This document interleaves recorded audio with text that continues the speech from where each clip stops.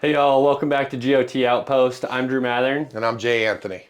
and today we're going to dive into mistakes and tips and tricks for all the different sleep systems, so sleeping pads, sleeping bags, and pillows. Yep. Starting out, Jay, what mistakes you got for us? Sleeping bag. Let's Yep. start there. Me being forgetful, I always keep my sleeping bag in the damn compression sack and I don't take it out. It's absolutely terrible for the down or synthetic to leave it in there because it loses its loft and you're basically cutting the life of your bag short by doing that.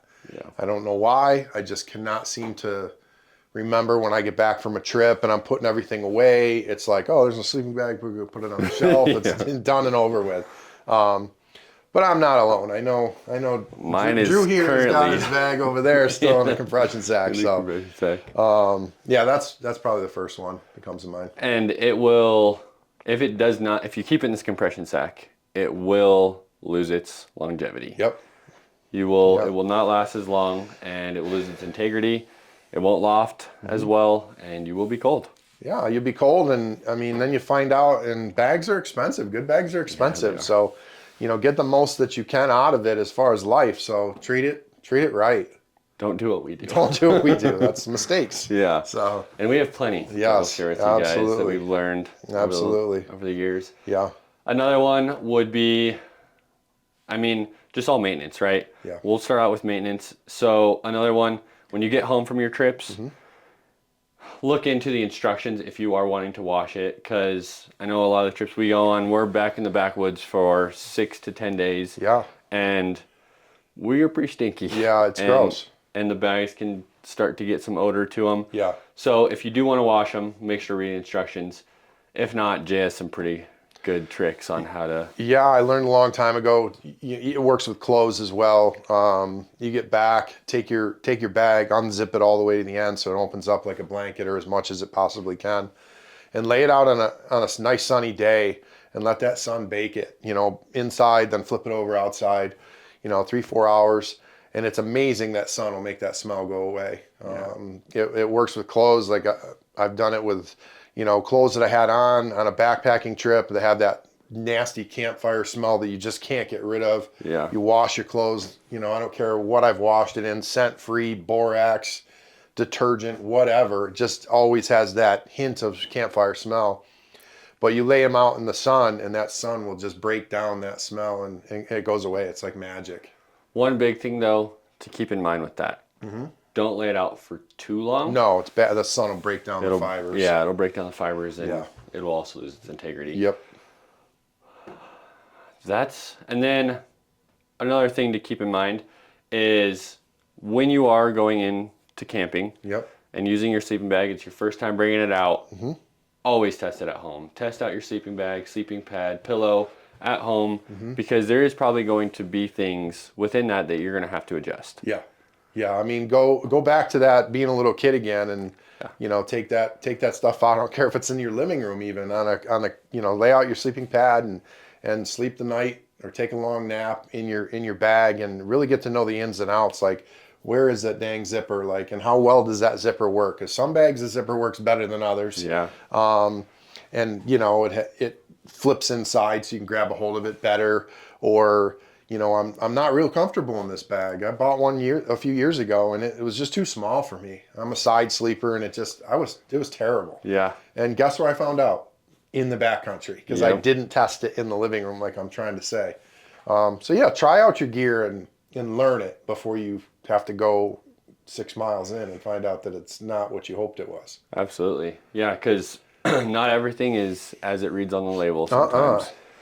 And going off of that, I think one of the most important things to keep in mind, and one of the probably most common mistakes, is trusting the temp rating.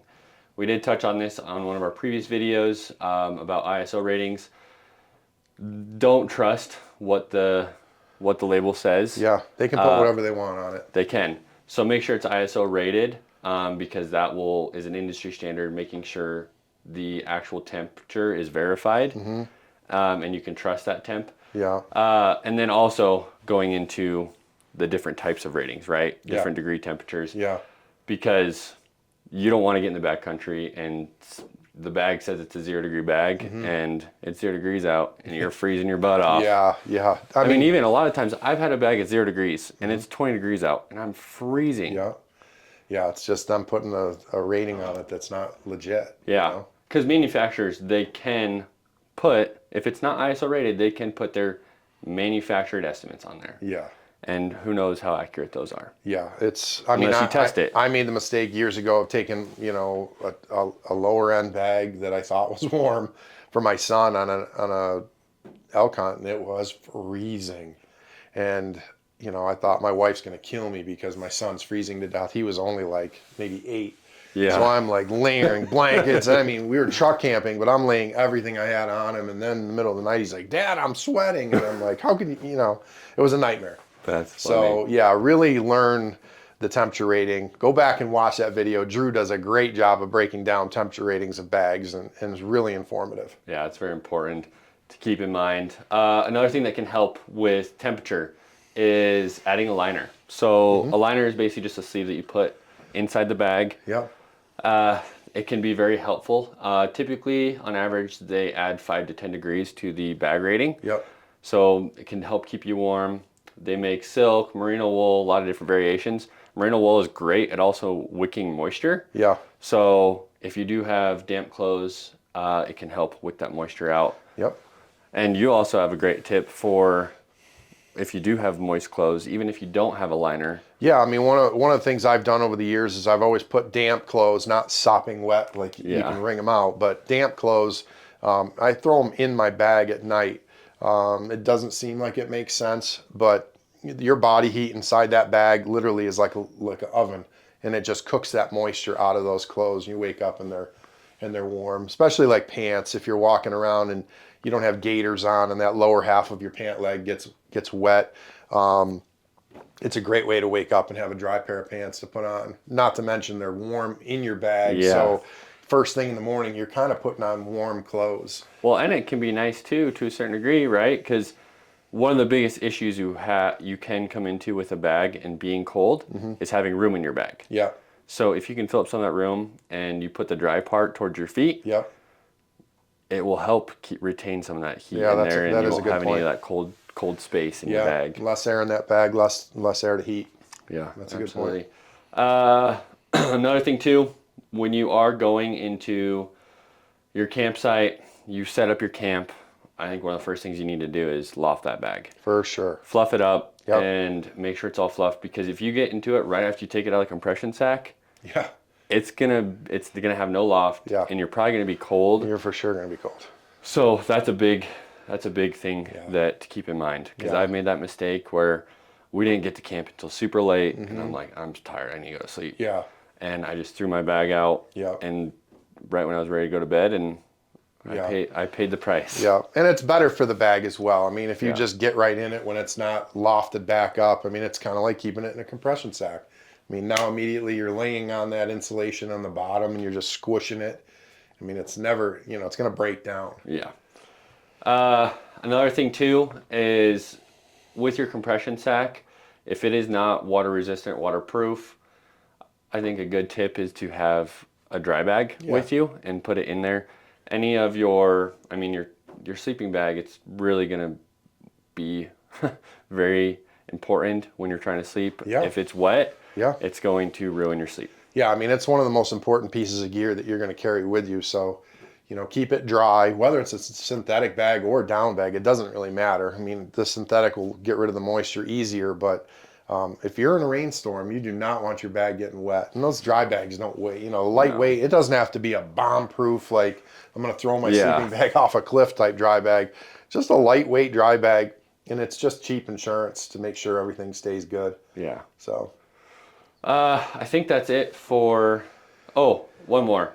So when you are putting your sleeping bag into its compression sack, recommend just stuffing it instead of rolling it. I know most people, they do typically stuff it, but if you roll it, it can affect the integrity of the down and create displacement in there. So just stuff it in and it will help hold its loft. Cool. And then another big factor, same thing, Yeah. use it before you go out into the field. Yeah. Sleeping pads. Definitely sleeping. I think there's a bigger learning curve for sleeping pads than there is bags, because there's more, I don't want to say moving parts, but there's more adjustability. Yeah. Probably the biggest thing would be how much air you put in an inflatable pad. You know, I mean, you put too much air in it, it's like sleeping on this table. Yeah. It's not comfortable at all. And if you're on, I mean, well, that's what I started doing. Yeah, me too. And a lot of times I would slide off my pad all the time. I'd be fighting getting back on my pad all night. Yep. And it was driving me nuts. And it was also pretty uncomfortable. Yeah. So what I would do is I would just deflate it to like 80 to 90%. And it would give me a little bit of cushion. I'm also a side sleeper. Yeah. So that also is a big factor. Yep. Back sleepers, I don't think you have as much of an issue when it's more inflated. But Yeah. as a side sleeper, it definitely helps with comfort a lot. Definitely. It. Your hip will, you wake up, your hip will be killing you. Yeah. If your pad is too hard. I mean, that's how I learned. I'm like, what is wrong? These are supposed to be the most comfortable pads that you can have, and it was terrible. Yeah. Until I learned you got to put less air in it.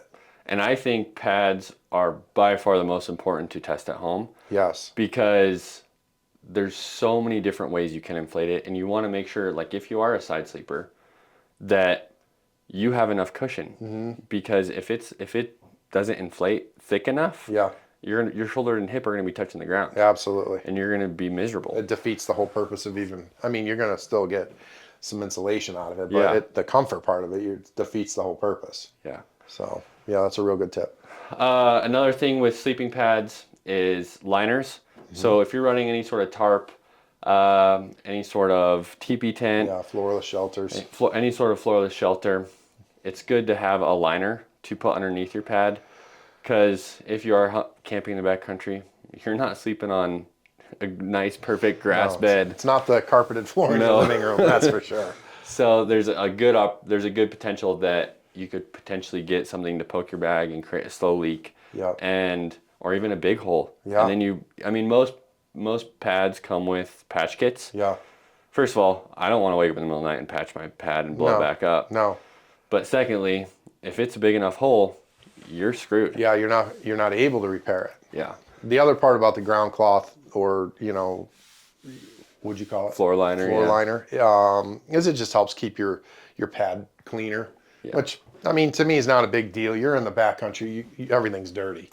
But that does make me go back towards what you said about the patch kit. Like, pull the patch kit out at home, read the instructions, because if you've never done it, you're going to be like in the middle of the night. You're definitely not going to figure it out then. You're tired. You're frustrated.